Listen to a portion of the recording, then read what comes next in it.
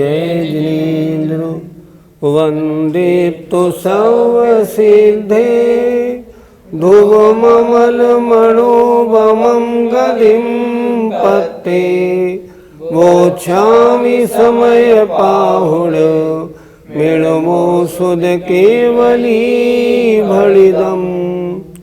पंच परमेष्टि भगवान की जय।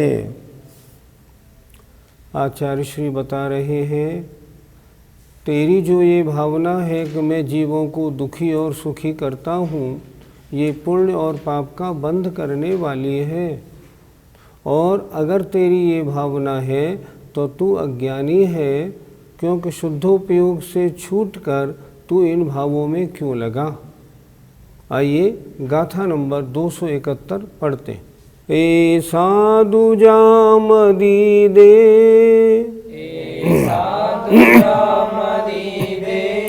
दुखिद सुहिदे करे मिसतेति,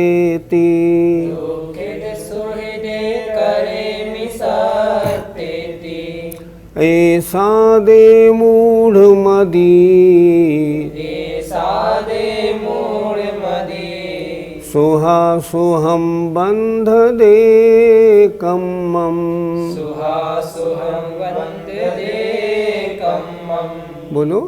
ऐसा दुजामदी दे, दुखिद सुहिदे करे मिसतेति, ऐसा दे मूढ़ मदी, सुहा सुहम बंध दे कम्मम।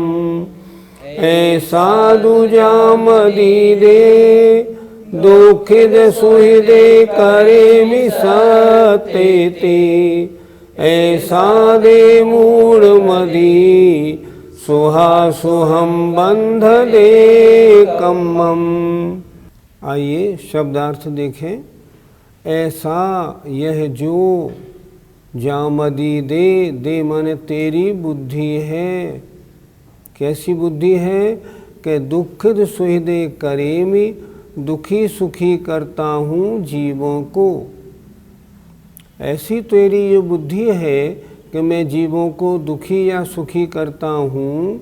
ऐसा दे मूढ़ मदी, यह तेरी मूढ़ बुद्धि ही शुभाशुभ कर्मों को बांधती है। सुहासुहम बंध दे कम्मम, अर्थात आचार्य कह रहे हैं, तू मूढ़ बुद्धि है, तू दूसरों के सुख या दुख करने में चक्कर में क्यों लगा। तुझे तो अपनी आत्मा में ही ध्यान रखना था।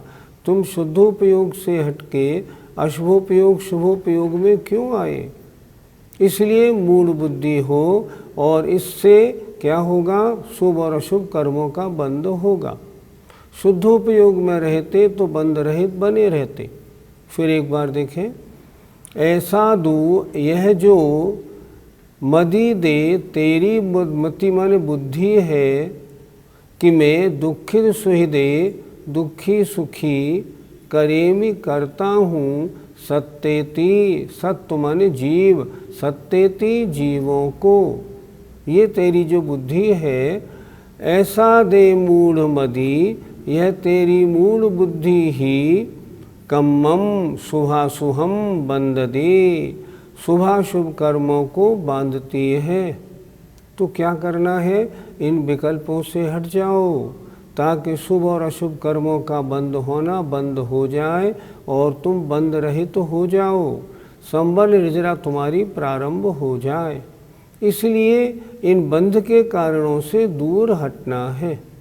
अर्थ देखें। तेरी यह जो बुद्धि है कि मैं जीवों को दुखी सुखी करता हूँ, यह तेरी मूढ़ बुद्धि ही शुभाशुभ कर्मों को बांधती है।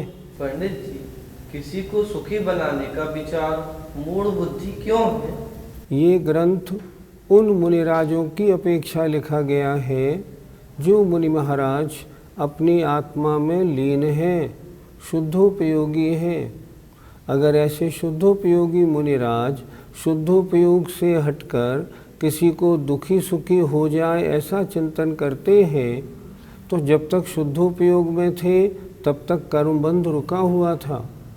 अब दुखी सुखी करने के चक्कर में आए, अब इनको पुण्य या पाप रूप बंध होने लगा। तो जिनके बंद नहीं हो रहा था, अगर वो बंद होने की प्रक्रिया में आते हैं तो मूढ़ बुद्धि नहीं कहलाएंगे? कहलाएंगे ही। अगर वो ज्ञानी थे तो शुद्धोपयोग से हटे क्यों? इसलिए यहाँ आचार्य कहते हैं कि तू मूढ़ बुद्धि है, दूसरों को सुखी या दुखी बनाने के विचार अपने मन में क्यों लाया है? पंडित जी, तो क्या दूसरों को सुखी करने की बुद्धि हम भी न बनाएं? मैंने पहले ही बताया था कि ये ग्रंथ शुद्धोपयोगी मुनिराजों की, वीतराग सम्यक दृष्टि मुनिराजों की अपेक्षा लिखा गया है, हम और आप सामान्य श्रावकों की अपेक्षा नहीं। अगर हम और आप किसी को सुखी बनाने का विचार करेंगे तो पुण्य का बंध होगा, किसी को दुखी बनाने का विचार करेंगे तो पाप का बंध होगा। हमारे तो पुण्य या पाप का बंध निरंतर लगा हुआ है ही। हमारी अपेक्षा दूसरे को सुखी बनाने का विचार पुण्यबंध का कारण है, अच्छा है, और किसी को दुखी करने का विचार गलत है। लेकिन जो मुनि महाराज अपने आत्मा के ध्यान में लगे हैं, उनकी अपेक्षा तो दोनों ही गलत हैं। हम गृहस्थी इसको अपने ऊपर न लगाएं। ये तो उन मुनिराजों की अपेक्षा चर्चा है, उन्हीं की अपेक्षा इस चर्चा को समझना चाहिए। पंडित जी, क्या सुखी करने और दुखी करने के विचार एक कोटि के हैं? हैं भी और नहीं भी हैं। अगर हम देखेंगे बंध की अपेक्षा तो दोनों से बंध हो रहा है, दोनों एक से ही हैं, अर्थात मूढ़ बुद्धि के कार्य हैं। लेकिन वैसे अगर देखेंगे तो सुखी करने के विचार से पुण्य बंध है, दुखी करने के विचार से पाप बंध है, दोनों अलग अलग कोटि के हैं। श्रावकों के लिए, हमारे और आपके लिए सुखी करने का विचार कथनचित उपादेय है, पर शुद्धोपयोगी मुनिराज के हिसाब से अगर देखें तो सुखी या दुखी करने के दोनों विचार जो हैं, दोनों हेय हैं, छोड़ने योग्य हैं।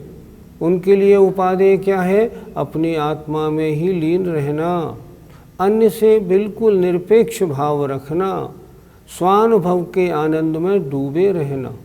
इसलिए उनकी अपेक्षा ऐसे है, हमारे आपकी अपेक्षा तो सुखी करने के विचार अच्छे हैं, दुखी करने के विचार हेय हैं, छोड़ने योग्य हैं। पंडित जी, शुभोपयोगी मुनिराजों की अपेक्षा क्या समझें? शुभोपयोगी मुनिराजों की अपेक्षा किन्हीं को सुखी बनाने के उपाय उपादेय है, दुखी बनाने का तो उनके विचार आएगा ही नहीं। वे मुनिराज किसी को दुखी बनाने का विचार करेंगे ही क्यों? वो तो ये कहेंगे, ये संसारी जीव जो दुखी है, ये दुख से दूर होके कैसे सुखी बने, उसके लिए उनका विचार बनेगा, और उनके वो विचार पुण्यबंध के कारण होंगे। आइए गाथा 272 देखते हैं। दुखिद सुहृदे सत्ते करेमिजम एवं मज्जवसिदन्ते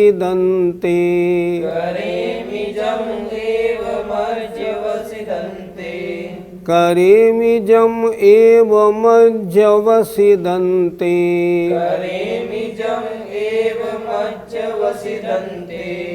तम पावबन्धगं वा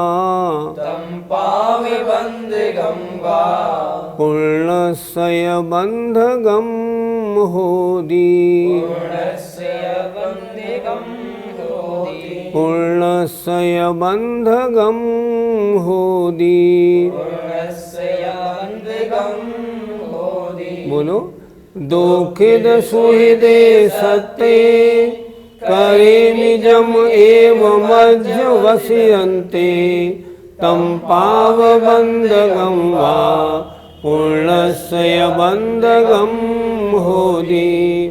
दुखिद सुहृदे सत्ते करेमिजम एवं मज्जवसिदन्ते तम पावबन्धगं वा पूर्णस्य बन्धगं होदि।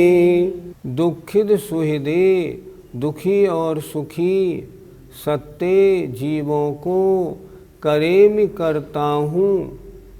जम माने जो, एवं माने ऐसा, अध्यवसिदंते अध्यवसान है तेरा, तम पावबंधगम वा वह पाप बंध करने वाला, अथवा पुण्यस्य बंधगम पुण्य का बंध करने वाला होता है। पहले ही बताया था कि अगर किसी को दुखी करने का विचार है तो पाप बंध होगा, किसी को सुखी करने का विचार है तो पुण्य बंध होगा, लेकिन ये दोनों शुद्धोपयोग के अनुसार छोड़ने योग्य हैं। एक बार फिर देखें, दुखित सुहृदे, दुखी और सुखी, सत्य जीवों को करेमि करता हूँ। जम एवं अध्यवसिदंते, जो ऐसा तेरा अध्यवसान, अध्यवसान माने विचार, परिणाम, भाव है, तम माने वह, पाप बंधगम वा पाप बंद करने वाला, या पुण्यस्य पुण्य का करने, पुण्य बंद करने वाला होता है। दुखी करने का विचार पाप बंद करने वाला, सुखी करने का विचार पुण्य बंद करने वाला है। लेकिन शुद्धोपयोगी की दृष्टि में निर्विकल्प समाधि के काल में दोनों ही छोड़ने योग्य हैं। अर्थ देखें, मैं जीवों को दुखी और सुखी करता हूँ, इस प्रकार का जो तेरा अध्यवसान माने परिणाम है, भाव है, वह अध्यवसान पाप का बंद करने वाला अथवा पुण्य का बंद करने वाला है।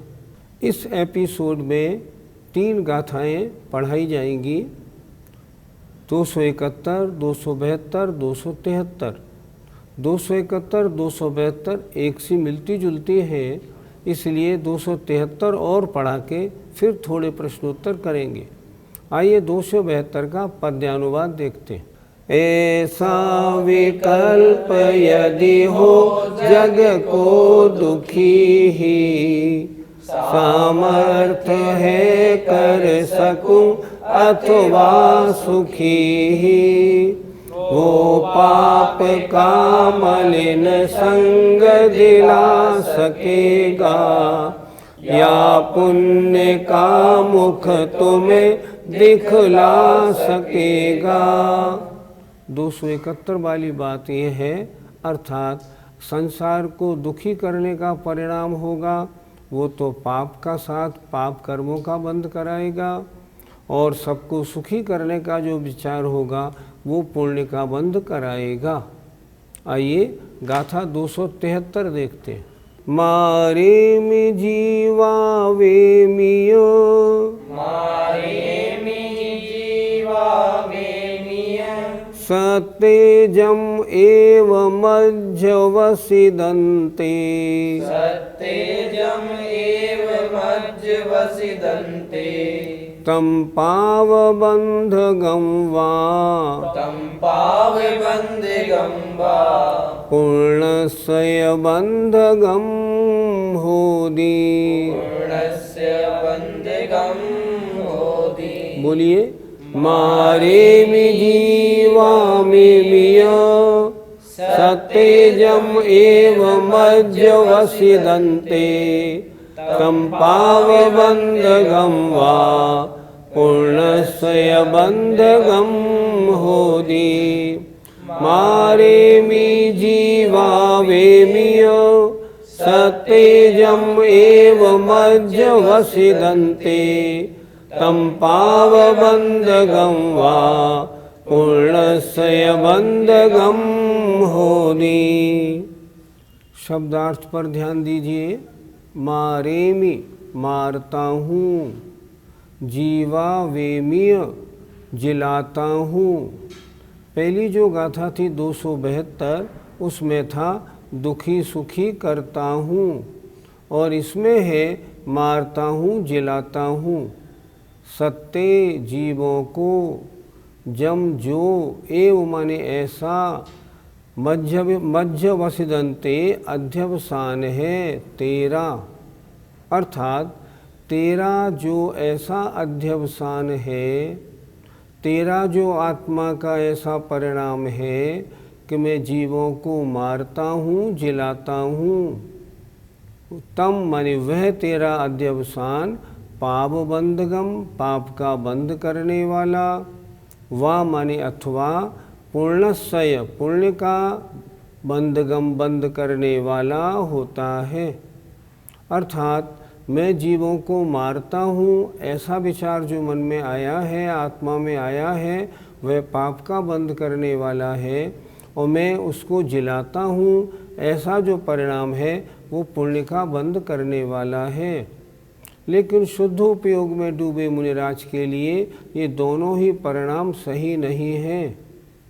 उनकी तो इस समय उनका पुरुषार्थ तो इस कारण में, इस काम में लगा हुआ है पुण्य और पाप रूप कर्मों का बंद ही ना हो। अगर वो ऐसे परिणाम करते रहेंगे ना तो पुण्य का और पाप का बंद होता रहेगा। इसलिए ये जो अध्यवसान माने परिणाम हैं, ये परिणाम पुण्य या पाप के बंद करने वाले हैं, शुद्धोपयोगी मुनिराज के लिए सही नहीं है, उचित नहीं है।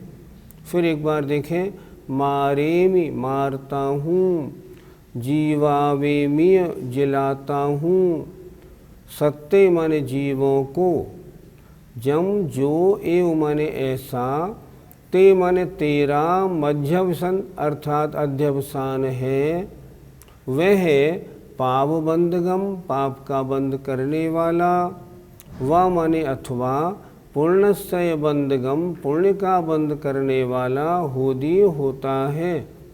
इसलिए दोनों प्रकार के परिणामों से ही मुनिराज अपने आप को दूर रखें। क्यों?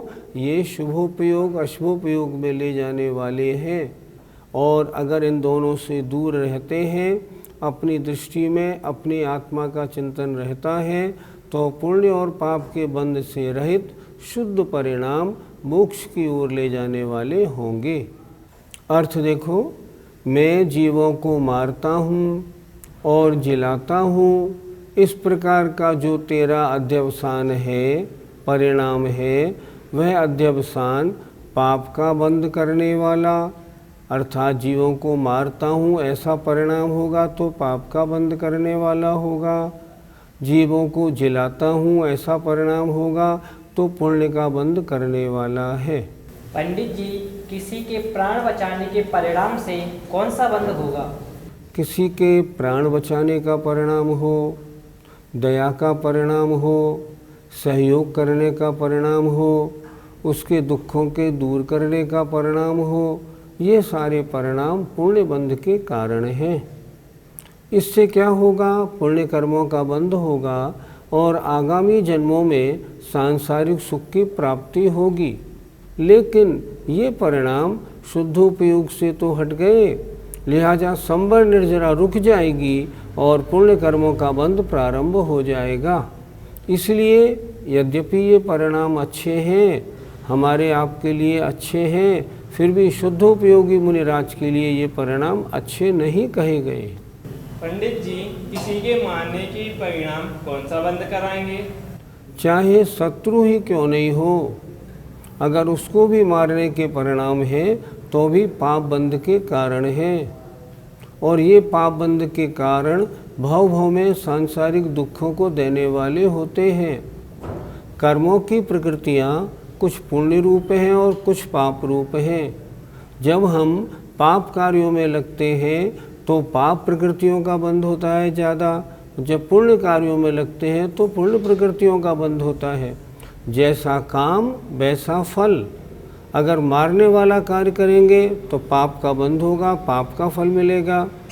बचाने का कार्य करेंगे तो पुण्य का बंध होगा, पुण्य का फल मिलेगा। पाप का फल संसार में दुख, पुण्य का फल सांसारिक सुख और वैभव की प्राप्ति होना। पंडित जी, शुद्धोपयोगी मुनिराज इन प्रसंगों में क्या करेंगे?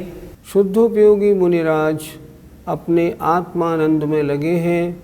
वे तो अपने आत्मा के स्वरूप के चिंतन में लगे हुए हैं।